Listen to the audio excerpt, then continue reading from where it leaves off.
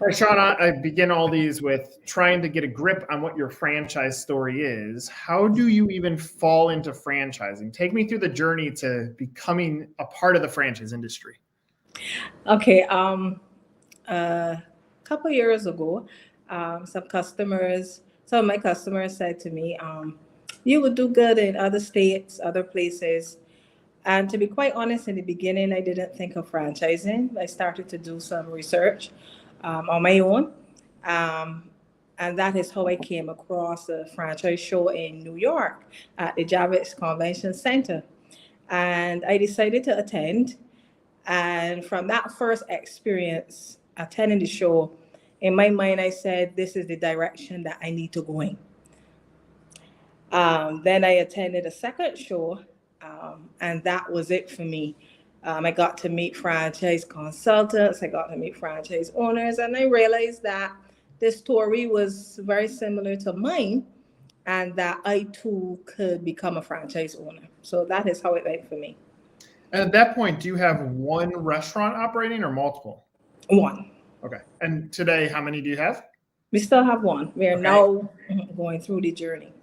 And have you've officially become a franchise? Yes, yes. So what has that journey been like? How has it met or not has met your expectations so far? For me, it has been a very educational journey, the whole concept of franchising. I've come to really, really love the concept and the support within the system of franchising.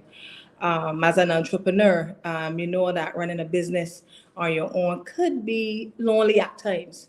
So really the support, when I saw at the show, the entire support at the different entities, that the ecosystem that flows into franchising, it was really an eye opener for me. And my experience has been good. It has been educational, working with the consultants. My journey has been really, really good. It's just get some more franchisees under my belt, but that's it. And have you sold your first franchise yet? Not as yet, not as yet. We have one location in Barbados in our local hospital, and that is our corporate location. Oh, that's awesome. Okay, so now from a backing up to even getting Unit 1 open, how do you even get the first store open? What was the vision? What happened there was a friend of mine said to me, this location will do really good for you for what you're doing. And it was a tender that was advertised, and I put in the tender for it. I applied for the tender, and we got through with the location. And then you opened the first one when? I opened the first one 8 years ago. I opened our first location 8 years ago. And you officially became a franchise when? Last year, September. Okay. I mean, ultimately, there's a data point, and it's an unfortunate data point. It's like 76 of first-time franchisors don't award a unit in year one. Yes. And part of that is because it's super competitive. Obviously, the marketplace is not easy. And then secondly, just the whole process, you're trying to convince someone to invest their life savings into business.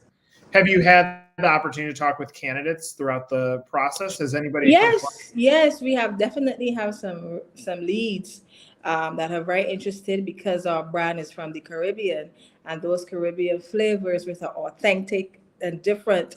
We definitely have some leads that we are in the process of negotiating with. So most definitely, because at the show last year where we had a booth, so many people were happy to see someone from the Caribbean actually at a franchise show, and the response was really good. So we do have some leads, yes.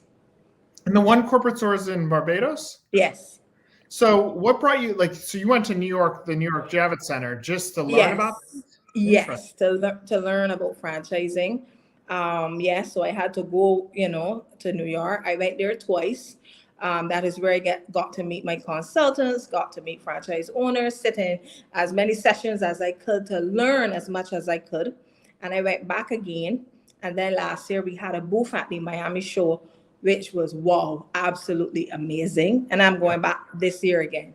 Oh, good. For Fort Lauderdale in a few weeks, right? Yes. That's awesome. So I mean, from where I stand, like I like looking at a business and trying to help anybody figure out what is the point of differentiation. And ultimately, I don't think you're selling this product. I think you're selling you. You are the story. Yes. And I would imagine, I mean, that like you can see it. You have a positive energy about you.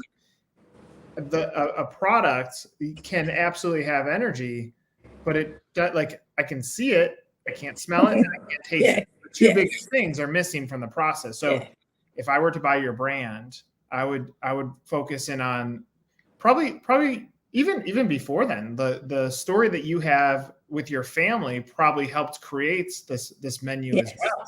And so there's something so much deeper here that if I were you, I would lift that up and sell you, not the product. That's right. Yes. So you're going to go to this franchise expo. What's your expectation of that? My expectation really was I knew that we would have gotten a really good response, but I didn't realize that it would have been so great last year. The diaspora within that market, we have people from all over the Caribbean who came to the show. And then we have people also from the African diaspora, and then people who live there now in Miami.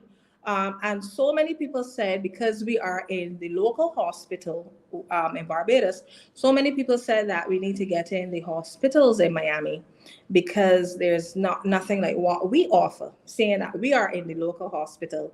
Right. And yes, that could be a niche, but we don't want to limit ourselves only to the hospital because it is delicious, but it is healthy. For example, all of our drinks are juice, fruits, and vegetables, all natural, no added sugars, no preservatives. So yes, they're delicious, but they're healthy, the healthier alternative. All of our recipes, although we do desserts, we cut back on our sugars. So yes, the response at the show was really, really overwhelming in the sense that we were told that we would do really well within that market. So that's why we're coming back to Miami and we're focusing on Miami, to be quite honest. What's your dream over the next year? If you had to lay out what your dream looks like, what does it look like? My dream would be to have at least, I'm going to be very moderate, 5 locations within Fort Lauderdale, Miami. 5 locations. Okay, that's the dream. So let's do this, because I obviously, as you continue to grow your franchise story, I'm looking forward to hearing how it grows. I think it's very, very tough to be in your shoes. You have big dreams for the business. You know you have a great product. People rave about it, but you need to get someone to see the opportunity and want to buy into it. Yes. You're talking. There's a ghost out there. They're watching this video. What do you want them to know about your franchise opportunity? I want them to know that Delicious Treats is unique. We're coming from the Caribbean, and we have those delicious flavors. But I want you to know that this is something that you could do. I have been doing this for the past 8 years.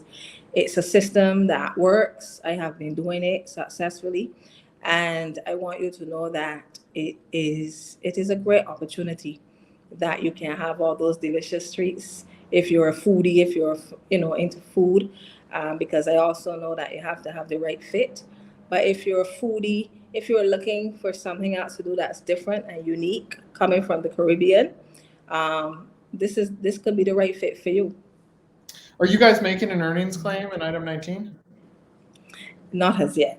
Okay. Not as yet.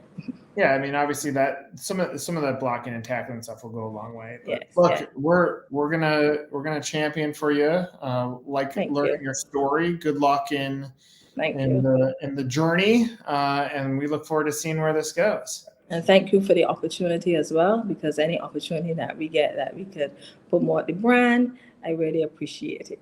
And looking forward to the journey in franchising. Thank you again. Thanks, Shawna. For Nick and Shawna, this is another episode of Meet the Zorn.